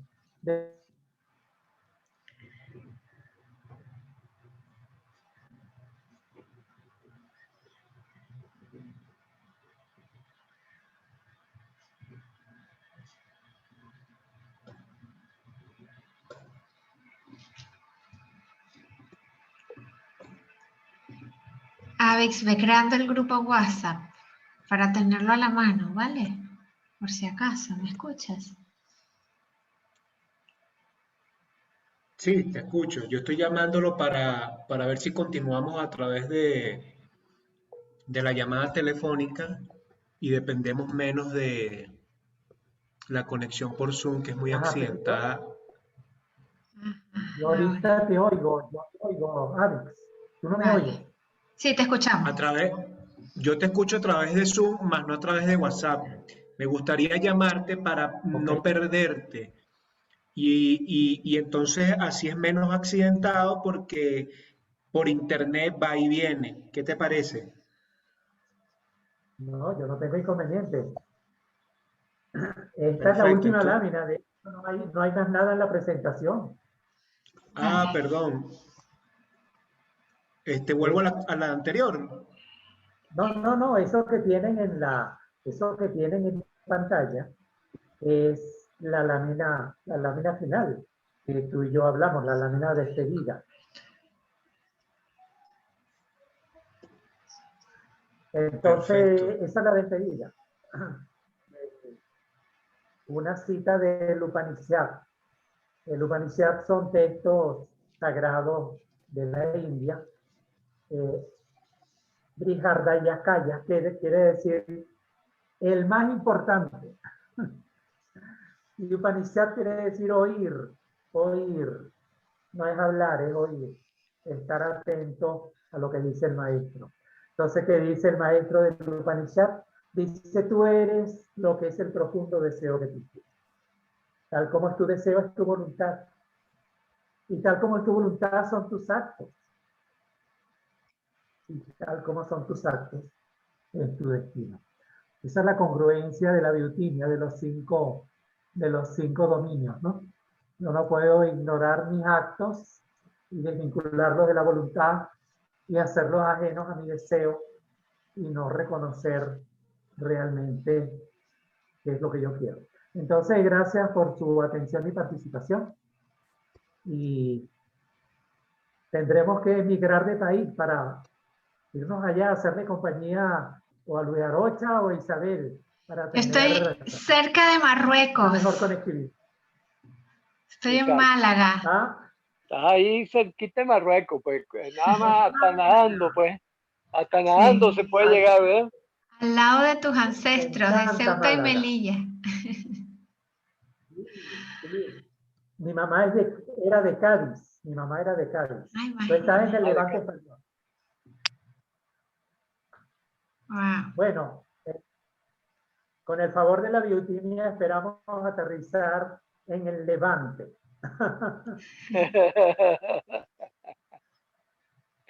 Bueno, gracias Luis por ser el anfitrión de esta presentación. Gracias a Isabel por su paciencia. Gracias a Avix por delegar contra la tecnología. Perfecto, Carlos. Yo quería hacerte algunas preguntas. Avix, ¿puedes dejar de compartir la pantalla? Gracias a ti por tu tiempo y por toda esta explicación maravillosa. Bueno, ¿cuáles son las preguntas? Sí, es decir, tú hablabas de los sueños como brújula, ¿no? Ajá. ¿Hasta qué punto un sueño puede ser una brújula? ¿Cómo identificarlo, no? ¿Cómo reconocerlo? No, no tienes que reconocerlo, los sueños se analizan. Yo te Claro, debería pero tener tu sueño. No necesito conocer qué soñaste, conocer la estructura de tu sueño y yo te diría, ¿por qué es la brújula? Porque el sueño, debido a que el dintel, el umbral de la conciencia se eleva, permean en las representaciones oníricas cosas que no están en la vigilia. Se hacen presentes y son elementos muy importantes. Y básicamente el elemento importante se llama el conflicto. Y eso lo vemos a través del análisis de los sueños. Una persona en vigilia puede tener una idea de cuáles son sus conflictos, pero va a tener que confiar en su intuición y en su raciocinio. A través de los sueños, lo que tiene que confiar es en los sueños, porque los sueños se lo van a revelar. El conflicto te pertenece a ti. El conflicto, ¿dónde va a estar? En los dominios. El conflicto, ¿dónde va a estar? En los contextos. El conflicto, ¿dónde va a estar? En los elementos que integran los contextos. Es decir, para mí los hijos son las cosas más importantes del mundo, pero qué lástima que no tengo tiempo para mis hijos. Mi pareja es lo más importante del mundo, pero no le abro un espacio a la pareja. Entonces, esos son conflictos, son problemas de congruencia. Eso lo revela la brújula de los sueños. Ah, los problemas de coherencia, ¿no? De congruencia. De congruencia, vale. Pero la interpretación entonces es personal, ¿no? La interpretación es... Sí, individual. Subjetiva. La interpretación de los sueños. Los sueños no se interpretan. Se analizan. Ya me quedó. Es Exacto, interesantísimo se analizan, ¿verdad? Puede tener en las manos un libro que dice la interpretación de los sueños. Lo único lastimero es que los sueños no se interpretan, porque tal como dice la epistemología, las interpretaciones no son falsables. Entonces toda interpretación es pseudocientífica. Entonces, ¿qué quiere que le diga? Los sueños no son interpretables, los sueños son analizables. Bien interesante. Recuerdo cuando era muchachito, un libro que se llamaba Mi libro de historias bíblicas. Dentro de ese libro había un capítulo que decía, Hayes en la casa de David. Cuando David era rey, no tiene nada, este cuento no tiene nada que ver con lo religioso, pero sí con los sueños. Recuerdo muy bien esa historia porque David se levanta de haber tenido sueños muy conflictivos precisamente y tiene sus asesores, sus lugartenientes, las personas que lo aconsejan y empiezan, Intérprete. y empiezan a interpretar los sueños, ¿no? Y precisamente el más ajustado fue el que no interpretó los sueños, sino aquel que ajustó su cuento, su experticia en la forma como estaba viviendo David en ese momento. Entonces es muy biautímico, Claro, claro, muy bioquímico. bien interesante, bien interesante. Cierto. Había alguna pregunta de alguien más, pero vi la pantalla fugazmente y se quitó. Pero sí, en fin. Si hay alguien, Sí, Yo tenía una pregunta, Carlos. ¿quién habla? Patricia. Hola, Patricia. Hola, yo quería preguntarte, porque al principio te escuché que el inconsciente no existe. Y bueno, yo hago análisis de sueños en psicología profunda y lo llamamos subconsciente e inconsciente. ¿Cómo lo llamas tú?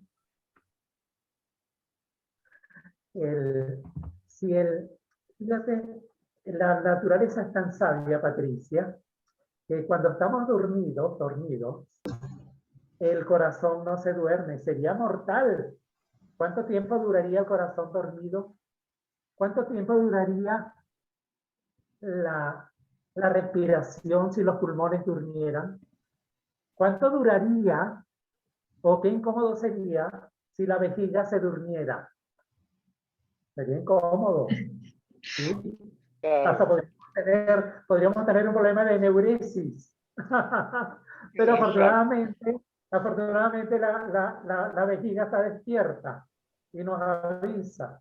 Entonces, ¿cómo es que un cerebro que tiene todos sus procesos activados puede ser inconsciente? Ojo, la inconsciencia existe. En el estado de coma, en el shock traumático, yo tuve Zika, yo tuve dengue, yo me desmayé, claro que sí, y pierdes la conciencia. Pero cuando se activan los procesos del encéfalo, no puede haber inconsciencia. Lo que puede haber es una dinámica distinta. ¿Sí? Entonces, fíjate, Carlos, que claro, en la medida que se han hecho descubrimientos, se van aclarando muchas cosas, ¿no? Pero porque en realidad, ¿qué es el sueño? Cuando soñamos, no es que dejamos de funcionar, no es que abandonamos las funciones, es que cambia el tipo de función. De hecho, fíjate que el concepto médico actual es que el sueño es el modo de mantenimiento y reparación oportuna del cuerpo humano. Ahora, ¿qué es lo que perdemos? La noción de nosotros, la noción consciente, o sea, eso que han llamado conciencia sin ese, ¿no? La conciencia, es decir, el que me doy cuenta que estoy aquí, el que me doy cuenta que estamos conversando un grupo, ¿ya? Eso es lo que se va de vacaciones y no siempre, porque hay los sueños lúcidos, hay los sueños vívidos, ¿no? Que un poco, incluso actualmente hay mucha gente que se está entrenando para tener sueños lúcidos, ¿no? bueno, Cosa que realmente ocurre espontáneamente en quien se analiza. ¿no? yo utilizo normalmente el sueño lúcido como herramienta. Exacto. ¿Por qué? Porque el sueño lúcido llegas a él mediante un entrenamiento. Claro. Y Un porque entrenamiento se llega al sueño lúcido. Sí. si no es un desperdicio tremendo. Desperdicio. Claro. Y Ahora, esa parte, por eso es que yo prefiero llamarla el disco duro, ¿no? Los archivos del disco duro. Es como que nosotros, bueno, de hecho la computadora es una mala imitación de cómo funciona el cerebro humano, ¿no? O en ciertos rasgos es hasta mejor. O, por ejemplo, ya en la parte, digamos, de procesamiento lógico de información, procesamiento matemático, lógico y lingüístico de información, las computadoras nos llevan una ventaja enorme. Y ahora que ya comienzan a aparecer las computadoras cuánticas, todavía, muchísimo más, porque al ser una computadora cuántica es una computadora como el cerebro. Ahora, lo que tú señalabas allí es interesante, que todos esos aspectos, los aspectos afectivos, los aspectos motores, etcétera, etcétera, son lo que no se ha desarrollado en la computación hasta ahora, ¿no? Pero desde el punto de vista de manejo de información, ya las computadoras nos superan y nos superan muy ampliamente. Entonces, esa es la parte computacional consciente, es la que de alguna forma entra en reposo o en vacaciones durante el dormir. Está bien. No, porque el caso es que la biotimia no se interesa, con todo cariño y respeto. O sea, puede ser, ¿no? Y de hecho tenemos un referente muy importante que es la epistemología. La biotimia tiene su epistemología, porque si no naufragamos en el mar del conocimiento, tenemos que amarrarnos de esa tabla que se llama la epistemología. Entonces, todo en la concepción biotímica, el organismo es una red de procesos. La materia prima de la vida son procesos. Entonces habría que preguntarle qué proceso es ese al cual se refiere la conciencia. Y ese proceso está desactivado. ¿Hay algún proceso intraencefálico que se desactive durante el sueño? ¿Cuál? Sí, la sustancia reticular ascendente. Esto está comenzando a ser develado. Es precisamente esa conexión, que eso está precisamente en el tallo cerebral. Es interesante, ¿ves? La conexión, porque antes pensábamos que el cerebro era la parte pensante, era la parte, y todo el tallo, pues simplemente las funciones fisiológicas. Pero hay toda una estructura muy compleja de neuronas súper especializadas que están en el tallo cerebral, que son las que nos dan la información, al transmitirla al tálamo, de que somos, que es la conciencia, ¿no? Que es la conciencia, que yo sé que soy. Eso podría ser la conciencia. Aunque todo esto, mira, cada 3 años se realiza el Congreso Internacional de Conciencia, donde van a caerse a tanganazo filósofos, bioquímicos, sociólogos, psicólogos, médicos, y no se han logrado poner de acuerdo. Y esas reuniones se vienen celebrando hace, creo que como unos 15 años, ¿no? Y no logran ponerse de acuerdo. Todavía la definición de conciencia depende de cada autor, le da la definición que le da la gana, ¿no? Claro, por eso la biotimia, no hay un consenso. La biotimia se centra en la experiencia humana de vivir. Y lo demás es muy interesante. La biblioteca puede tener un tramo, medio tramo, 1000 tomos, 4 tomos o ningún tomo, pero la experiencia humana de vivir está al 100% en cada ser humano. Y eso es lo que nos interesa. Entonces, con eso trabajamos. Y hemos encontrado que los sueños es una vía para incrementar la calidad de la vida. Para que la vida sea mejor, no hay que dejar de lado los sueños. Esa es la propuesta. Ahí está parte de tu familia. Sí, gracias, Carlos. Con el permiso. ¿Hay alguna pregunta de alguien más por allá en el grupo? Martina. Sí, yo quiero primero agradecer, ¿no? Porque tenemos, según mi concepción, mi creencia, a 2 gigantes en la sala, sin desvalorizar a las demás personas, concibiéndolas como unos grandes seres humanos. No, 2 viejos. Luis Arocha y el doctor Luis Arocha y el señor Carlos Martínez, excelente exposición, muy interesante, sobre todo este final en donde encontramos cosas que van enriqueciéndonos. Hablamos acerca de este sueño lúcido y entonces, y hablamos de conciencia y mi pregunta es, cuando yo tengo el sueño lúcido, que tengo dominio de a dónde puedo conducir el final de este sueño, ¿qué está actuando en ese momento? Estoy dormido y sin embargo sé que estoy en un sueño y sé que puedo darle un objetivo a esto, ¿no? Y entonces escuché a Carlos decir, si no pudiéramos hacerlo, fuera un desperdicio. Entonces, ¿qué es lo que verdaderamente tengo que aprovechar de este momento? Claro, primero tengo que reconocer que yo estoy ahí. Yo no estoy obnubilado, yo estoy ahí. Ahora, accedo de la misma manera. Tengo las personas que están en el sueño, son interlocutores míos. No, no. No se dan los vínculos de la alteridad, no se dan los vínculos de la mismicidad. Pero sí, yo puedo torcer la caña del timón. Y no solo puedo, es que es una oportunidad esplendorosa, magnífica que me brinda la vida. Pero ojo, si después, cuando ponga otra vez los escarpines sobre el piso, no hago.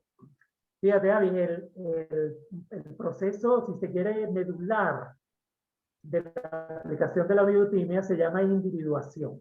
No exactamente en el mismo sistema que lo aplicaba nuestro nunca bien ponderado Carlos Gustavo Jung.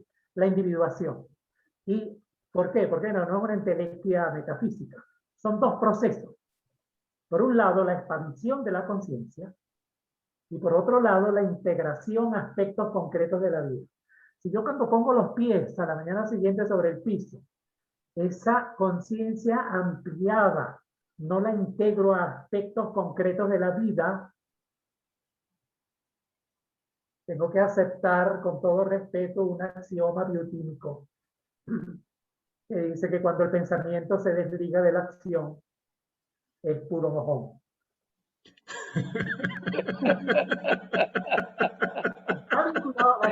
Qué buena esa. Es una pérdida de energía. Claro. Muy bueno, sí. Y el problema cuando el pensamiento entonces se pone circular o reiterativo, y entonces ya no tenemos uno de esos aislados, sino que tenemos todo un cultivo clínico dentro de la cabeza, ¿no? O sea, una emulsión de la materia prima fecal del pensamiento. Entonces, estos dos procesos los puedes imaginar como tú que eres ingeniero, unos ejes de coordenadas, el eje de la X y el eje de la Y, y entonces una composición de fuerza. La expansión de la conciencia va de 0 a 100 por el eje horizontal, y la integración biotímica con la realidad, con la experiencia de vivir, va de 0 a 100 por el vector de la integración. ¿Qué pasa si un vector se desplaza y el otro no? Dejo de tejer. Te quedaste con la canilla en la mano y el guaral en el piso. Es correcto. El telar está parado y no va.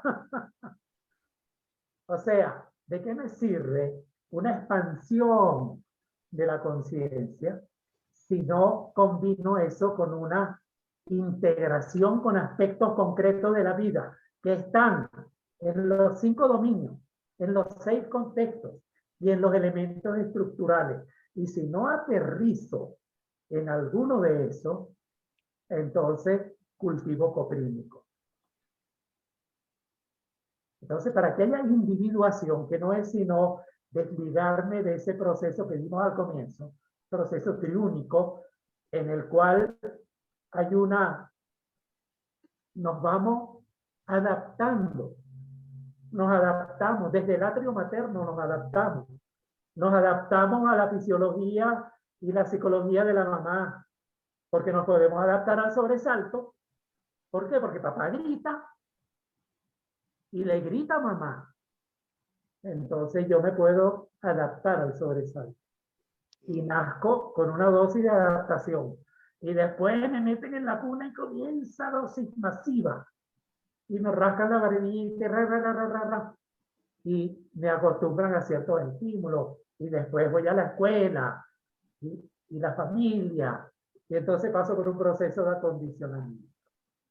Entonces, la medida que yo logre ser consciente de mi acondicionamiento, de cómo mis respuestas son un no yo, entonces yo puedo recuperar mi individuación. Y eso lo voy a hacer desarrollando mi proceso de expansión de la conciencia, combinándolo con una integración a aspectos concretos de la vida. Aspectos concretos de la vida. Todo. ¿Cómo respiro? ¿Cómo evacúo mis intestinos? ¿Qué como para que de eso dependa la motilidad intestinal? ¿Cómo respiro? ¿Cómo siento? ¿Y qué siento? O sea, todos los dominios están presentes, como una orquesta, ¿no? En el cual yo no puedo acallar a uno y darle privilegio al otro, porque entonces tengo una acromegalia existencial. Bueno, un problema de equilibrio que nosotros llamamos congruencia. La congruencia en los 5 dominios que forman parte de la experiencia humana de vida.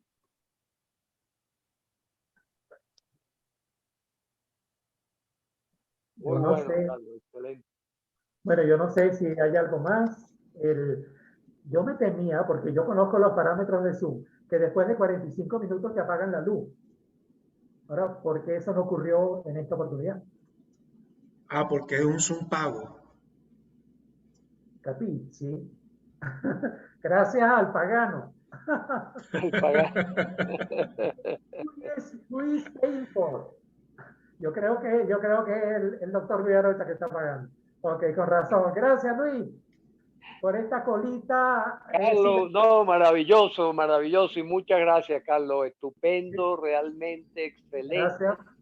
Bueno, y esto nos obliga a continuar en nuestras conversaciones, tú sabes, que hemos mantenido a lo largo del tiempo. Y como decías tú en una oportunidad, que se lo dije en un momento en que se te cayó la señal, que en una oportunidad tú me dijiste, oye, el hecho de que los dos estemos apuntando en la misma dirección como que habla de que no estamos tan equivocados. Yo sé que el cierre es de Isabel, que es la que está a cargo de esto. Antes de que Isabel tome la batuta, me va a permitir unas 3 palabritas nada más. Y es que yo también, yo soy miembro del equipo Neurocodex, soy miembro del Colegio Neurocodex. Me siento sumamente satisfecho de haber escuchado a Carlos Martínez dándonos esta excelente cátedra. La invitación es para que todos los que están aquí analicen esas maravillosas palabras y empecemos a tejer. No dejemos al telar quieto. Un abrazo, Isabel. Gracias, Ari. Gracias, Carlos. Patricia. Gracias por tu intervención. Y gracias a Isabel, que se despida. Gracias a todos, y después esas palabras no hay más que decir, así que pienso exactamente lo mismo. Muchísimas gracias, Carlos, por todo, y esperemos que se pueda volver a repetir este encuentro. Gracias. Sí.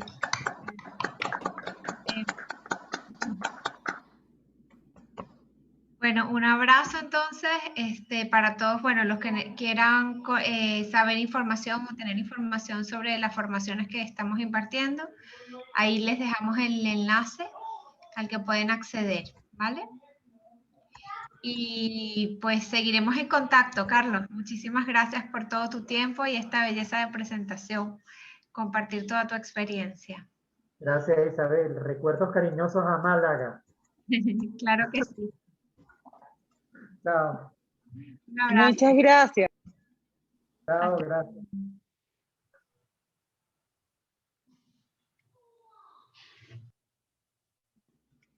Gracias a todos, hasta luego, que estén muy bien. Nos vemos el próximo mes.